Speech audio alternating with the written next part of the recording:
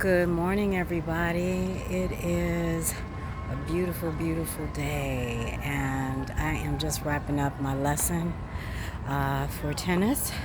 And I wanted to share one thing that was made very clear to me this morning is lesson number 4 in Thriving Mindfully in 6 months to 60. Practice. That's the word, that's the lesson. So practice. Yesterday, I spent the morning in the DC Parks and Recs Tennis Festival, and that is where, if you've been following me, that is where I moved from beginner after 2.5 years, beginner tennis class, to intermediate tennis. I'm a beginner in it. I'm an intermediate, y'all. That was my goal. It was one of my big goals. So today's a new day. And in order to continue to grow, I have to practice.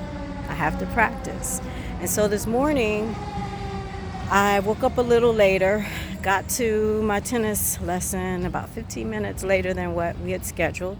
I let my coach know I showed up. Even when it started sprinkling, not too heavy, I still stayed and I worked. Not as hard as yesterday, but I worked.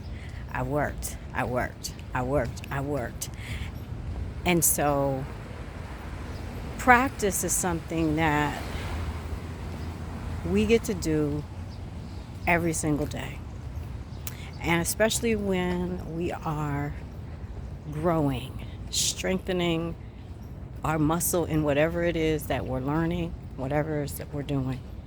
Whether it is practicing mindfulness, each and every moment is different. You get stronger when you decide to pay attention, to put forth the energy. It's a practice. It is a practice. And everything in life, at some point, if you want to grow, is an invitation to practice. So what does practice mean to you? Practice means to me that I have a commitment to show up and do what I need to do in order to grow on a consistent basis. And that I bring the lessons that I talked about into play, the mindfulness, focusing, paying attention, the consistency that I mentioned in lesson 3. Lesson 2 was mindfulness. I bring my vulnerability to accurately assess where I'm at. Even though I am leaving the beginner tennis class behind, I still have some things that I'm working on, like open and close positions. I really got that today. That really was something that I got today. Being able to point and turn when I am in my forehand exercises to help prepare me for a match. Stuff that I've been hearing, but it's starting to make more sense to me. So, my vulnerability with myself, being honest, acknowledging where I'm at, the mindfulness, paying attention to what's happening.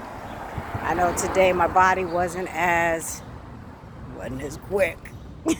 So just being mindful not to push myself. Consistency, that was the lesson number 3. First lesson was vulnerability. The second was mindfulness. The third was consistency.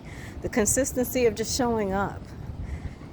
Even if I was running 15 minutes late, I showed up. I'm here. I'm consistent. I'm on the court. And then practicing,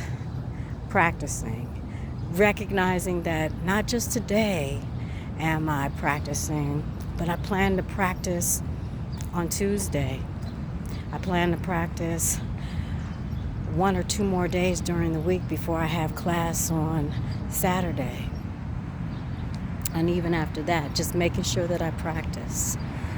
Whether I get to a court or I do some muscle memories, or now my coach wants me to build my quad muscles with squats and weights, which is right on time for a sister.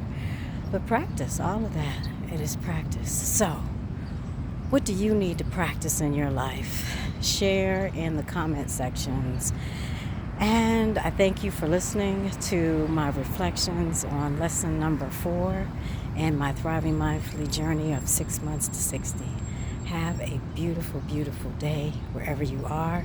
If you'd like to learn more about me, go to AnandaLeeke.com, where you'll find out about my journey as a Thriving Mindfully coach, an author, an artist, a human design doula, a speaker, digital wellness educator, sound and Reiki healer, yin enthusiast in terms of yoga teacher, meditation teacher, and so much more.